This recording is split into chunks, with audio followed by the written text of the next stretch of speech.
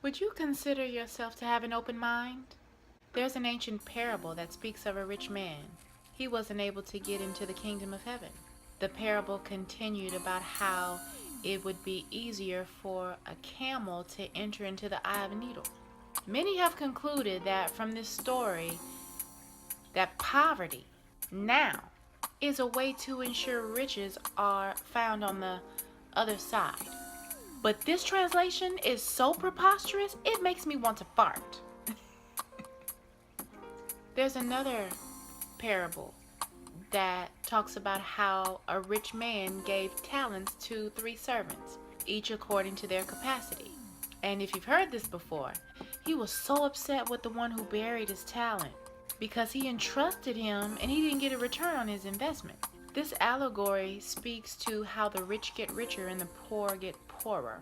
The other one I passed gas on was regarding the mindset that wasn't allowing new possibilities to enter. Too many judgments, assumptions, and other false beliefs, keeping him from having a childlike faith to have something extraordinary. Are you critical of stereotypes or do you find them hilarious? I think it has a lot to do with who's talking. You don't gonna be the ones that get their asses whipped by these guys, thugs. I'm gonna tell you why, because thugs, y'all don't know how to just fight, man. Thugs always gotta give you a speech before they fight. You ever see how long it take a thug to fight? He gotta give you his whole background before he fight. It takes too long.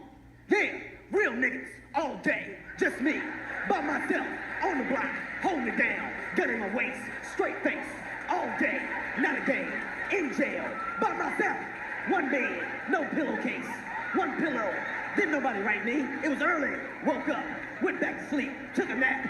You ever go night-night, nigga? You ever go night-night, nigga? Everybody go night-night, nigga. What? There's a huge difference when number 45 does it or when Kevin Hart does it. But let's take an honest look at what stereotypes are. Sympathetic, synthesized spirits. There's a paradigm of the mind for an individual. Then there's a paradigm of certain groups. Collectively, you see them in families, ethnicities, interest groups, those within the same career. It's not bad when, say, like managers at work or preachers at church think similarly. That provides a continuity that we've come to embrace as a certain level of comfort that we get from that. But sometimes it can be detrimental to our evolvement. I'll explain, but first, you ever notice what Asians are known for? Where'd your mind go first? Math or nails? What about Hispanics? I guess it depends on the gender.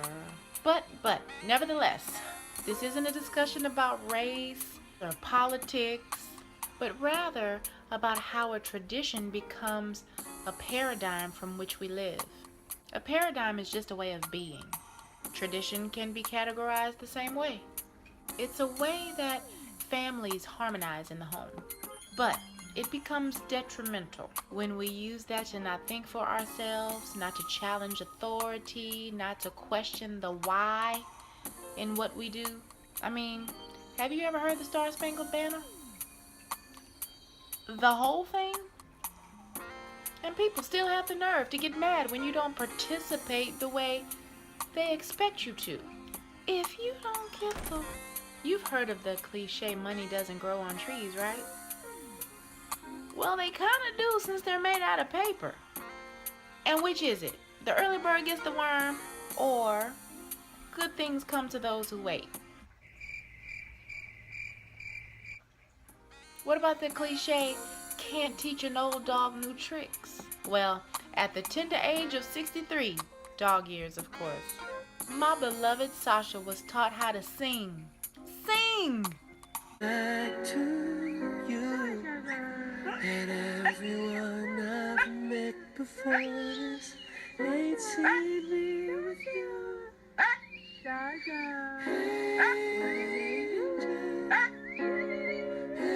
So just think about how many people in the world live according to whatever cliche suits them at the moment, justifying their limitations and whatever way they think that their parents think conceivably stifles their growth and their life's experiences until they come to themselves.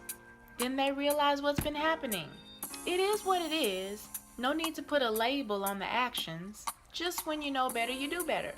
We gotta break free from the typical paradigm. Many housekeepers have been programmed that that's the safest way to make a living in the USA. Asians have been passed down a discipline and dedication many envy, but in many cases at the cost of the true expression of their own soul. How many people have you heard complain about how they got a certain degree, or followed in a certain person's footsteps, or took a particular job, only to realize they were suffering every day? We have to realize that in some cases, tradition cripples. Sure, it gives us commonality, but is that what we really want in life? More of the same? One more cliche. Better safe than sorry. That's another one of those falsehoods, people. That literally only applies to when you're walking across a busy street. Staying safe is not what life's all about. Life's about taking calculated risks, weighing the pros and cons, making informed choices, but doing it anyway. Playing it safe is death. Part of who you are dies along with all the opportunities that came connected to the true expression of who you are. We cannot merely follow what tradition has outlined for us. We have to set aside those outdated paradigms and the old school philosophies that don't any longer work. Keep the ones that do, but discard the ones that don't. We have to allow our thinking to catch up with the technology that surrounds us. Choose to be the best you. Choose your passion over a paycheck, because following your bliss brings an even greater payday, because the love with which you'll be doing your task has within it an attractive energy. You're in a flow that gives you life. You can't do good work not loving your work. You won't care how it turns out. Choose to dismiss any fears or judgments that others have instilled upon you. Make changes to live the highest version of yourself. Choose to be an allowance of yourself, your best self. That's true prosperity. Seeing yourself already there and imagining how it would feel, how it would be, what you would see, who would be there, and really feel it. That's how you get unstuck. The law of attraction will provide you the way to make it your reality. Don't worry about the how. You just stay focused on creating what you wish to see in your reality. Once you understand that you possess a powerful force within you that will bring to pass all your desires, you gain both a confidence and a sense of peace, followed by a certitude and a gratitude, knowing all your dreams will be met. Give yourself permission to go dream a new dream. Get into a whole new way of being today. And remember, the mind is like a parachute. It only operates when open.